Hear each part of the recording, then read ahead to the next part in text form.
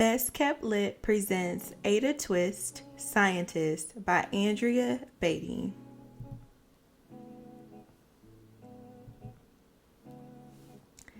Ada Marie, said not a word till the day she turned 3.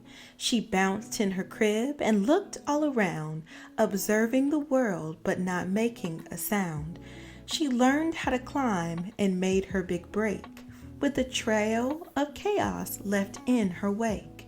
She ran through the day, chasing each sound in sight, and didn't slow down till she conked out at night.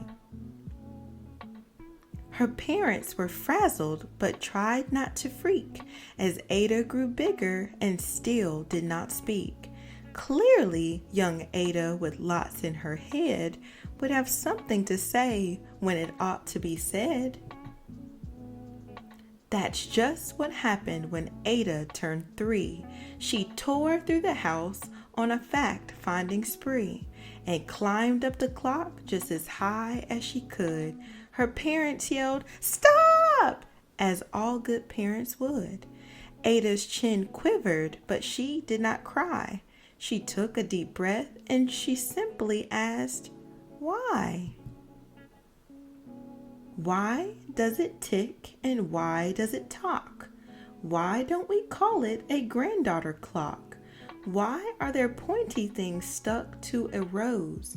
Why are there hairs up inside your nose? She started with why and then what, how and when. By bedtime she came back to why once again. She drifted to sleep as her dazed parents smiled at the curious thoughts of their curious child, who wanted to know what the world was about. They kissed her and whispered, "You'll figure it out." Her parents kept up with their high-flying kid, whose questions and chaos both grew as she did.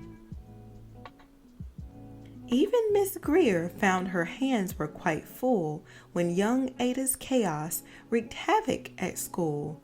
But this much was clear about Miss Ada Twist. She had all the traits of a great scientist. Ada was busy that first day of spring, testing the sounds that make mockingbirds sing, when a horrible stench whacked her right in the nose, a pungent aroma that curled up her toes.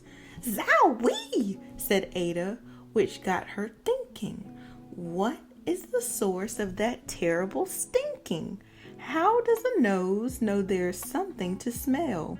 And does it still stink if there's no nose to tell? She rattled off questions and tapped on her chin. She started at the start where this ought to begin. A mystery, a riddle, a puzzle, a quest. This was the moment that Ada loved best. Ada did research to learn all she could of smelling and smells, both the stinky and good. One hypothesis Ada thought could be true. The terrible stink came from Dad's cabbage stew. She tested and tested, but soon Ada knew it was time to come up with hypothesis 2. Then, zowie! The stink struck again. Just like that. Hypothesis 2.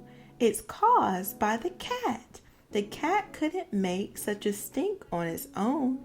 It needed perfume and some fancy cologne. So young Ada tested. The test was a flop. She started again, but her parents yelled, "Stop!" Ada Marie, to the thinking chair now. By the time we count to 3. "Enough," said her mother. "That's it," said her dad. Her parents were frustrated, frazzled, and mad. "Why?" Ada questioned. Her mother said no. "What?" Ada queried. Her father said, "Go. You've ruined our supper. You've made the cat stink. Enough with your questions. Now sit there and think." She looked at her parents. Her heart turned to goo. Poor Ada Twist didn't know what to do.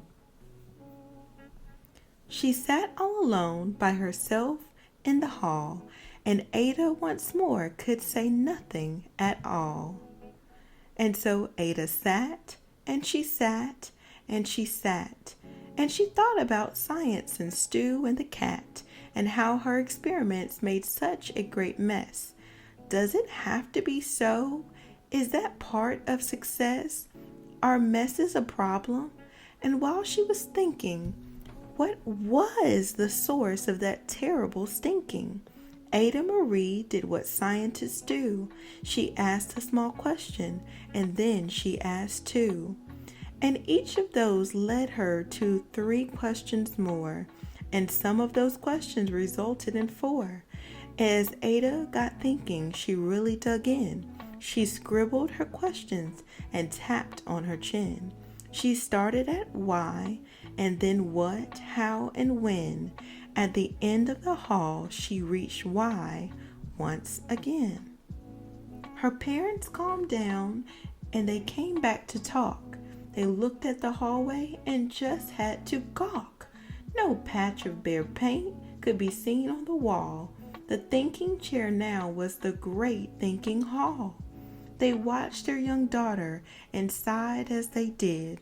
What would they do with this curious kid who wanted to know what the world was about? They smiled and whispered, "We'll figure it out." And that's what they did, because that's what you do when your kid has a passion and a heart that is true.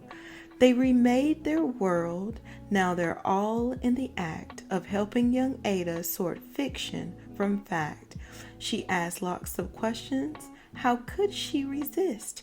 It's all in the heart of a young scientist.